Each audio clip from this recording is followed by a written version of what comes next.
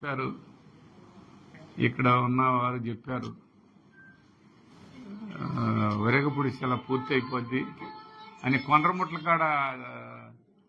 Kondramutla main రోడ్లో బొల్లాపల్లి మండలం వెళ్తుంటే ఆడ స్టోన్ వేశాడు ఆయన లోకేష్ గారు. ఇక్కడ ఉన్నటువంటి ఇప్పుడు సిపిఎఫ్ గారు దగ్గరుండి వేయించాడు. అది పోయింది. ఇప్పుడు అది కాదంట, బొల్లాపల్లి రిజర్వాయర్ చేస్తారంట. ఇంకా బొల్లాపల్లి ఊళ్ళో అక్కడ ఉండే పని లేదని చెప్తున్నారు. ఇంకా వాళ్ళకేం అవసరం అయ్యా నీళ్లు? ఆడ రిజర్వాయర్ చేస్తుంటే అంటే ఈ 5 సంవత్సరాలు ఇంకా రిజర్వాయర్ కిందనే సరిపెడతారు. ఇంకా ఆ రిజర్వాయర్ వచ్చేది లేదు, అక్కడ వాళ్ళ దావాద్రి తీరేది లేదు, అక్కడ చేసేది లేదు. చెప్పినవన్నీ మట్టికి అబద్దాలుగానే కనిపిస్తున్నాయి. ఇక్కడ ఉన్నటువంటి వాస్తవ పరిస్థితుల్ని మనం గమనిస్తే ఇవన్నీ కూడా కూటమి ప్రభుత్వం ఒక గారడీని సృష్టిస్తుంది. కదిలితే కేసు, మాట్లాడితే కేసు పెడతాం, మాట్లాడితే లోపలేస్తాం. మొన్న ఒక ఆయన చెప్తుండ్రు ప్రెస్ మీట్, అసలు అంత టోల్ని మీరు విమర్శిస్తే మిమ్మల్ని అర్జెంటుగా ఏదో మీ మీద చర్యలు తీసుకుంటామని. అంత టోళ్ళని విమర్శిస్తే మీరు చేస్తున్న పనులు ఇలా ఉన్నాయని చెప్తున్నాం, మీరు చేసే విధానాలు ఇలా ఉన్నాయని చెప్తున్నాం. ఎవరో చిన్నోళ్ళని, సన్నోళ్ళని, బడుగు బలహీన వర్గాల వారిని మరి ఎక్కడ కనిపించినా వాళ్ళని తీసుకుపోయి స్టేషన్ కాడికి తీసుకుపోవటం, వాళ్ళు చెప్పింది చేయలేకపోతే స్టేషన్లో రోజు పిలవటం, స్టేషన్లో అన్యాయంగా వాళ్ళ ముందు వాళ్ళని కొట్టించటం. ఇదా మీ పాలన? ఇదా మీరు చేస్తున్నటువంటి పరిస్థితి? ఇది అడిగే వాళ్ళు లేరనే? అడిగితే మీరు ఎదురుదాడి చేస్తారు, అడిగితే మీ సంగతి చూస్తూ ఉంటారు. ఏందో అదేదో చూడండి,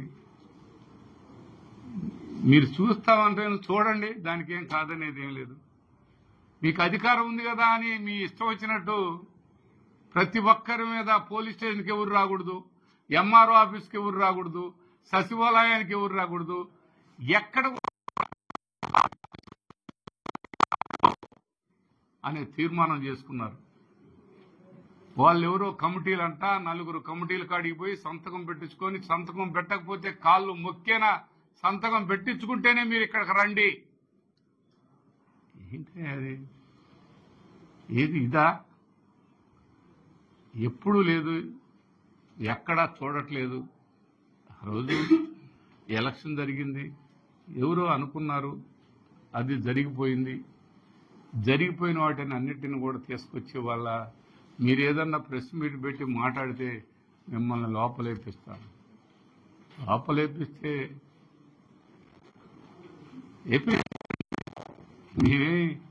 మరి మీ అధికారం దానికి ఉపయోగపడుతుంది, మీ అధికారం దానికి ఉపయోగపడుతుంది. పోలీస్ స్టేషన్లో మేము పెడితే ఇక్కడ ఎవరు బాధితుడు పెట్టినా కానీ, ఆ నాయకులు బాధించిన వాళ్ళు పెట్టినా కానీ పోలీసులు తీసుకోవడానికి వీల్లేదంట. ఈ అరాచకం పోలీస్ స్టేషన్ ఉంది దేనికి? ఒక పార్టీ వాళ్ళ కోసమే కాదుగా, ప్రజలందరి కోసం కదా అనేది ఒకసారి ఆలోచించాల్సిన అవసరం ఉంది.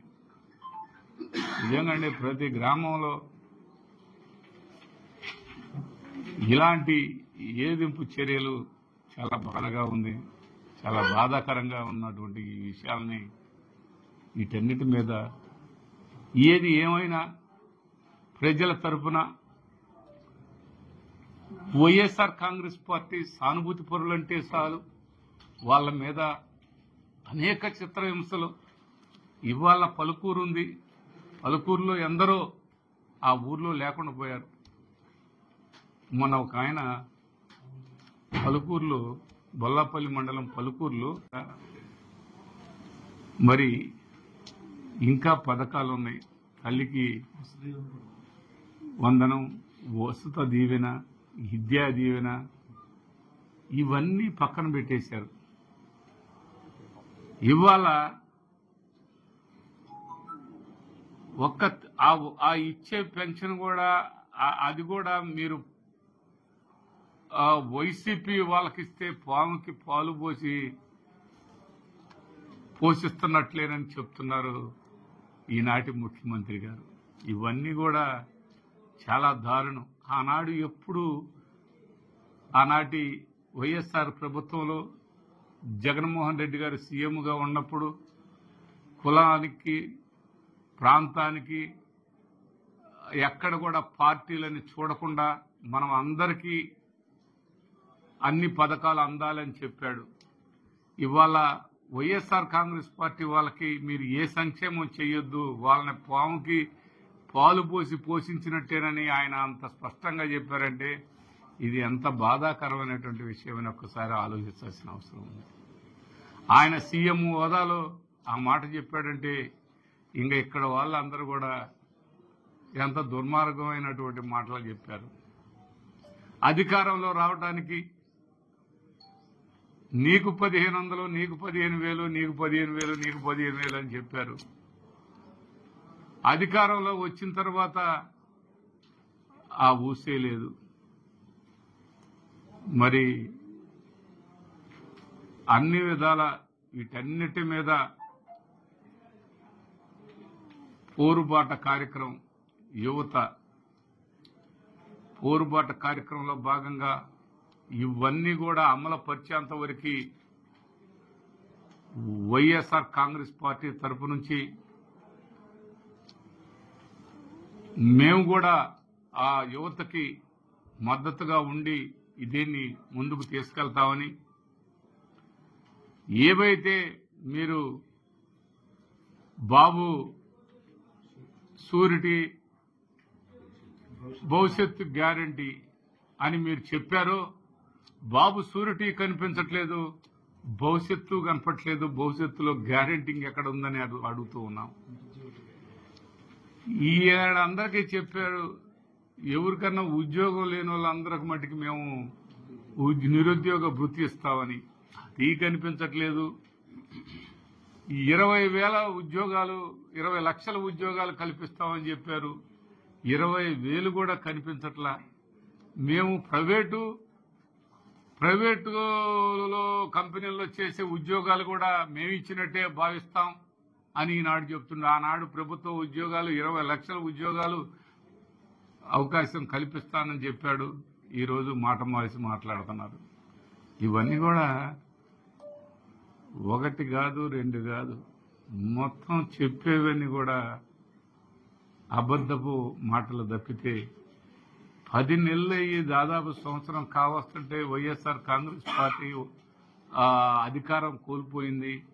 మీరు కూటమి ప్రభుత్వం అధికారంలోకి వచ్చి సంవత్సరం అయినా రోజువారీ జగన్మోహన్ రెడ్డి గారి మీద మీరు మాట్లాడటం తప్ప, జగన్మోహన్ రెడ్డి గారు అది చేశాడు ఇది చేశాడని చెప్పడం తప్ప, మీరు చేసేది, మీరు చేయబోయేది, మీరు చేస్తుంది ఏ మాత్రం కూడా అధికార పార్టీ మేము కూటమి ప్రభుత్వం అన్ని విధాలా బ్రహ్మాండం చేస్తున్నాం అని చెప్పటం వరకే కనిపిస్తుంది, చేసేది ఏమీ కనిపించట్లేదు.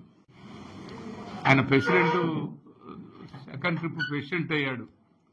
అది ఈ గతంలో ఉన్న ప్రెసిడెంట్ అడ్డులో పోయినాక ఇతను అయితే మీరే తీసుకు అరుగు మీద పొనుకుంటే రాత్రిపూట వెళ్ళి నువ్వు అరుగు మీద పొనుకుంది ఎందుకు రాని అక్కడ పోయి చంద్రకాల్లో తీసుకుని కొట్టడం మొదలుపెట్టారు. ఆ పెద్ద ఆయన 60 సంవత్సరాల పైన ఉంటాయి. ఆ పెద్ద ఆయన కేకలేస్తే అదే తెలుగుదేశం పార్టీ ఆడవాళ్ళు వచ్చి ఏమొచ్చింది మీకు, ఆ పెద్ద ఆయన ఆ విధంగా కొడుతున్నారు, ఊరు మొత్తం అందరూ పోయారు కదా, ఉందా ఒక్క ముసలోడు, ఆ ముసలైన కూడా ఆ విధంగా కొడుతున్నారు, అంత అరాచకంగా కొడుతున్నారు, మనం మనుషులమా కాదా అని అదే తెలుగుదేశం పార్టీ ఆడవాళ్ళందరూ ఇది అన్యాయం అని చెప్పారంట. ఆయన వచ్చి అయ్యా నేను కూడా ఈ ఊరు వదిలిపెట్టి పోతున్నానయ్యా అని చెప్తే నాకు కూడా కళ్ళమ్మ నీళ్లు తిరిగినాయి. ఏంటి ఇంత అన్యాయమా, ఇంత అరాచకమా? దీన్ని కనీసం ఇక్కడ ఉన్న శాసనసభ్యుడు అది తప్పు అని చెప్పలేవా? ఆ మాట అడిగితే ఎదురు దాడి చేస్తావా? దీని లోపలేపిస్తానంటావు.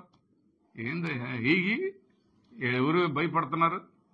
మేము రెడీగా ఉన్నాం. నీ ఇష్టం వచ్చినప్పుడు ఈ దుర్మార్గానికి ఎదురు మాట్లాడకూడదంటే అది సాధ్యపడని పరిస్థితి. ఎదురు మాట్లాడతాం, తప్పును ఖండిస్తాం, ఎదురు తిరుగుతాం. మీరు తప్పు చేస్తే చూస్తూ ఊరుకుండే ప్రశ్నే లేదని కూడా ఈ సందర్భంగా తెలియపరుస్తున్నాం. ఏంటే ఆ పలుకురు విషయం ఒక్కసారన్నా గమనించవా? నువ్వు తెలుగుదేశం పార్టీ ఒక్కలకే శాసనసభ్యుడివా? అది పట్టించుకోవా? ఇళ్లల్లో ఉండనివా? ఏమండి ఇది? అంతవరకు అందరూ వెళ్ళి ఆ మిర్చి యార్డుల్లోనూ ఎక్కడెక్కడో రైతులు వలసలు వెళ్ళి బతుకుతున్నారు. అలాంటి వాళ్ళ మీద కూడా ఇలాంటి దాడులు చేయటం అసలు ప్రజాస్వామ్యం ఉందా? అది ఈ ఒక్క వినుకొండలోనే ఇలా జరుగుతుందా? ఈ రాష్ట్రం మొత్తం ఇలాగే జరుగుతుందా అనేది సీనియర్ జర్నలిస్టులు మరి వాళ్ళందరూ కూడా ఒక్కసారి ఆ పలుకూరు వెళ్ళండి, చూడండి. నేను చెప్పింది అబద్ధం అయితే అడగండి నన్ను. ఒక పలుకూరే కాదు, ఎన్నో గ్రామాల్లో ఇదే విధమైనటువంటి ఆలోచన చేశారు. వాళ్ళందరూ ఎక్కడెక్కడో బతుకుతున్నారు. టార్గెట్ పెట్టారు. వాళ్ళు ఉండటానికి వీల్లేదు ఊళ్ళో అని ఈ పోలీసులే మీరు కొన్నాళ్ళు బయటికి పోండి అని చెప్తున్నారు. ఇదే పోలీసు వ్యవస్థ మీరు ఈ ఊర్లో లేకుండా కొన్నాళ్ళు బయటకు పోయి బతకండి అని చెప్తున్నారు. ఇదా వ్యవస్థ? ఇదా చట్టం? ఇదే న్యాయం? ఇదా చెప్తే ఏమండి? ఒక్కసారి విజ్ఞప్తి చేస్తున్నాం. మీరు పోలీసు వారు ప్రజలందరికీ అండగా ఉండాలి అనేది ఒకసారి గమనించాల్సిన అవసరం ఉందని కూడా ఈ సందర్భంగా తెలియపరుచుకుంటూ, మీరెవరు తిరునాళ్ళలో ఈరోజు మన రాష్ట్రంలో గతంలో ఎలా పాలన జరిగిన విషయాలు ప్రజలందరూ చూశారు. పాలన ఎలా జరిగింది, పాలన అందరికీ ప్రభుత్వం తరపు నుంచి అన్ని పథకాలు కానీ అన్ని రాయితీలు కానీ అందరికీ అందుబాటులోకి తీసుకొచ్చిన ప్రభుత్వం జగన్మోహన్ రెడ్డి గారి ప్రభుత్వం. ఈనాడు కూటమి ప్రభుత్వం ఫీజు రియంబర్స్మెంట్ అంటే ఎప్పుడో ఆ దివంగత నేత ప్రీతమ నాయకుడు రాజశేఖర రెడ్డి గారు చిన్న సన్న బడుగు బలహీన వర్గాల వారు అందరికి కూడా ఇవాళ ఇంజనీర్లు, డాక్టర్లు, పెద్ద పెద్ద ఐఏఎస్లు, ఐపీఎస్లు అయ్యారంటే ఆనాడు రాజశేఖర రెడ్డి గారు ఫీజు రియంబర్స్మెంట్ ద్వారా ఎందరో డాక్టర్లు అయ్యారు. అలాంటి ఫీజు రియంబర్స్మెంట్ ఇవాళ బడ్జెట్లో ఫీజు రియంబర్స్మెంట్ కూడా డబ్బులు కేటాయించిన పరిస్థితి లేదు. దాదాపుగా 3,900 కోట్లు బకాయిని ఏర్పాటు చేశారు. ఇవాళ అటు కాలేజీలు చూస్తే కాలేజీలు ఏం చెప్తున్నాయి? మీరు ఇళ్లలో నుంచి తీసుకొచ్చి మాకు డబ్బు కడితేనే మీరు మాకు కాలేజీకి రండి అని చెప్తున్నారు. ఇటు వచ్చేవరకు ప్రభుత్వం తరపు నుంచి ఒక్క రూపాయి కూడా చెల్లించే పరిస్థితిలో ప్రభుత్వం లేదు. ఇవాళ యువత భవిష్యత్తు ఏం కావాలి? ఆ యువతకి మరి ఏ విధంగా మీరు సమాధానం చెప్తారు? అందుకే యువత పోరు అని చెప్పి ఇవాళ వైఎస్ఆర్ కాంగ్రెస్ పార్టీ తరపు నుంచి గౌరవ మాజీ ముఖ్యమంత్రి జగన్మోహన్ రెడ్డి గారి ఆదేశాల మేరకు రేపు 12వ తారీఖున జిల్లా హెడ్ క్వార్టర్లో ఈ ఫీజు పోరు కార్యక్రమం ఏర్పాటు చేస్తున్నారు. మన పార్టీ నాయకులందరూ కూడా కలిసి, వైఎస్ఆర్ కాంగ్రెస్ పార్టీ నాయకులే కాదు, యువత అందరూ కూడా ముందుకొచ్చి రోడ్డు మీదకు రావడం జరుగుతూ ఉంది. ఆ యువత పోరు కార్యక్రమంలో భాగంగా ఇవన్నీ జరిగేదాకా ఈ పోరుబాట ఆగదని, మరి అదేవిధంగా అన్ని అబద్ధాలే చెప్తారు. ఆ అబద్ధాల్లో భాగం ఆ మెడికల్ కాలేజెస్ ఉన్నాయి.